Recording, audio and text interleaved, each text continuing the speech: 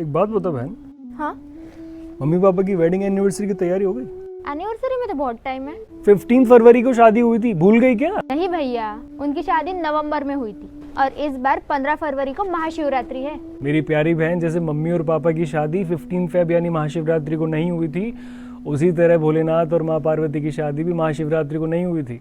मैंने तो आज ही इंस्टाग्राम पर रील देखी है, वही तो स्टोरी लगाई है। तेरी वो इंस्टाग्राम की स्टोरी देखकर ही बोल रहा हूँ तुझसे।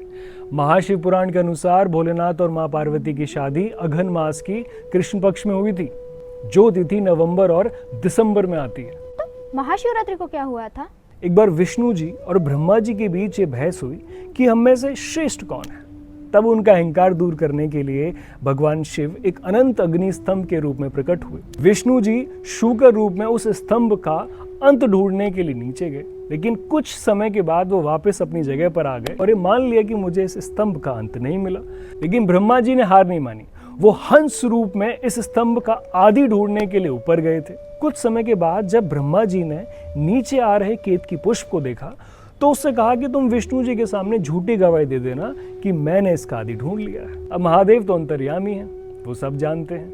तब महादेव भगवान शिव जी के रूप में उस अग्नि स्तंभ से प्रकट हुए और ब्रह्मा जी से कहा कि आपने असत्य बोला है, इसीलिए आज से आपका सत्कार नहीं किया जाएगा। और विष्णु जी से खुश होकर कहा कि आपने सत्य बोला है, इसीलिए आज से मैं आपको अपनी समानता प्रदान करता हूँ। तो इसी रात्रि को महाशिवरात्रि के उपलक्ष्य में मनाया जाता है। आप समझी? समझी। क्या समझी? कि अगर आपको शिव जी से प्रेम है तो आपको महाशिव पुराण पढ़नी चाहिए। समझदार हो गई मेरी बहन।